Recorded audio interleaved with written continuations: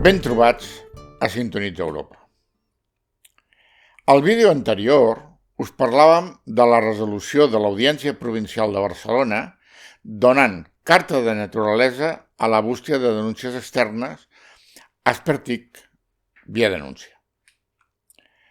Tocaria ara explicar què és una bústia de denúncies externa de la Directiva 2019/1937, relativa a la protecció de les persones que informin sobre les infraccions del dret de l'Unió. Perquè és això, només això, i serveix només per això. Per tant, no és una bústia anticorrupció, encara que la majoria dels assumptes que porta, la corrupció hi és present, evidentment. Tampoc no és un canal d'igualtat, que ja haurien de disposar-ne totes les empreses i les administracions públiques. Menys encara és un canal de compliance. I tampoc no és un canal antifrau de l'ordre HFP 1030-2021 de 29 de setembre, per la qual es configura el sistema de gestió del Pla de Recuperació, Transformació i Resiliència per a aquelles administracions i empreses que rebin fons europeus. No és un canal de transparència, que per cert haurien d'haver-se adaptat tots els canals a la Directiva 2019/1024 sobre dades obertes i reutilització de la informació en el sector públic. Cosa que tampoc no s'ha fet per part de ningú. Ni tampoc és un canal sorgit de la normativa sobre la prevenció al blanqueig de capitals. Finalment, no és un canal de denúncies intern de la mateixa Directiva 2019/1937, canal que pel sistema de via denúncia, per pura economia de mitjans, pot aquest sistema concentrar tots els canals anteriors en un de sol.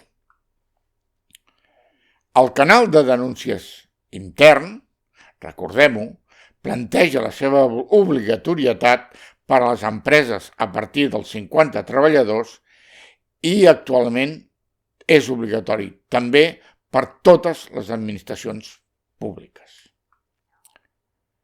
El kit de les bústies, internes o externes, el kit de les bústies de la directiva està precisament en la independència. Independència. És a dir, les denúncies no poden ser rebudes per algú vinculat a l'administració o a l'empresa, ni directa ni de manera directa.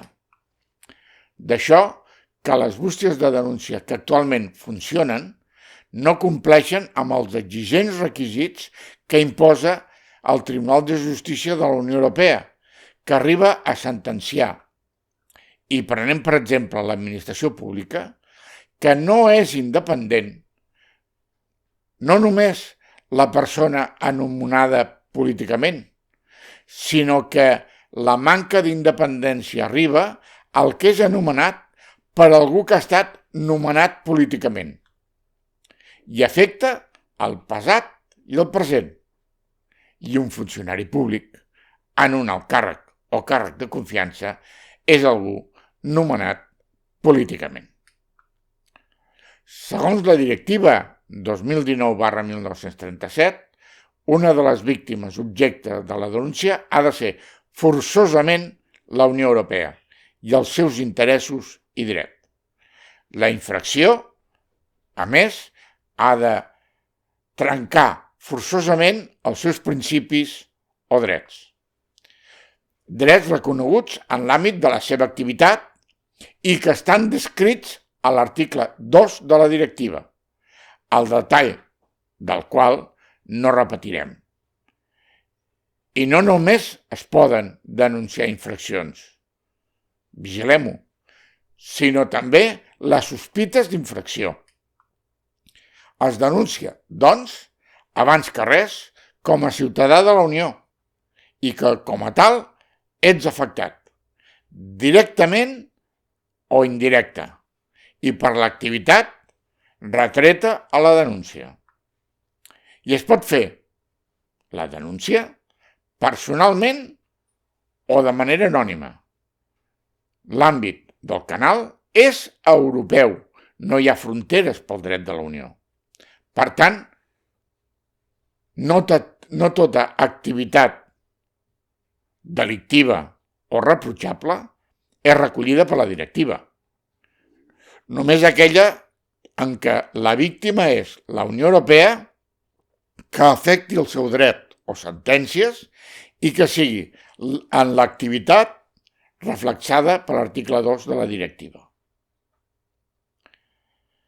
El camí de la bústia externa via denúncia, el camí Expertic, va començar quan un paquet de professionals de primer nivell de totes les matèries que tracta la directiva es van unir per promoure una directiva europea que solucionés el grandíssim problema a Espanya de l'enconament contra els que denunciaven la corrupció sistèmica i l'orgia de malversacions amb els fons europeus.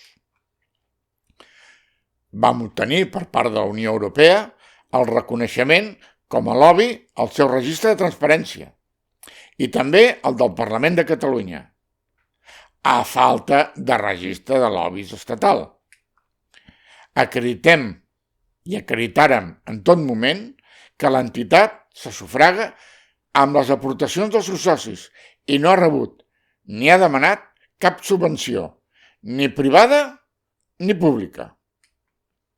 I així notificàrem el 4 de gener de 2020 a la Comissió Europea l'apertura del canal. Les denúncies queden protegides per la Directiva de Protecció als Denunciants d'Infraccions del Dret de la Unió. Aquestes denúncies les llegeixen i instrueixen confidencialment un grup de juristes i tècnics subjectes a secret professional que en valoren l'impacte social i tècnic i proposen com pot progressar fins a arribar a una resolució. I ho fan com a autoritat competent. Aquesta institució no ve a suplir els organismes anticorrupció estatals, ni les pomposes bústies de denúncia de què molts organismes s'han dotat que són obertes per secretaria o presidència. Tampoc no substitueix les diverses entitats nacionals de control. Són bústies de defensa del dret de la Unió d'àmbit europeu i per aquests temes específics que interessa a la Unió controlar de primera mà. Sembla que ja circula un avantprojecte de llei de transposició, però de moment tots els afectats pel seu retard, com indica clarament la resolució de l'Audiència de Barcelona, ja poden demanar la responsabilitat patrimonial de l'Estat. Sembla que ja circula un avantprojecte que manté les bústies de denúncia externes. Europa, que ens vigila de prop, ja. Si el vídeo el consideres interessant, comparteix-lo i s'agraeix que et subscriguis al canal activant la campaneta. Espero les teves opinions. Molt bona tarda.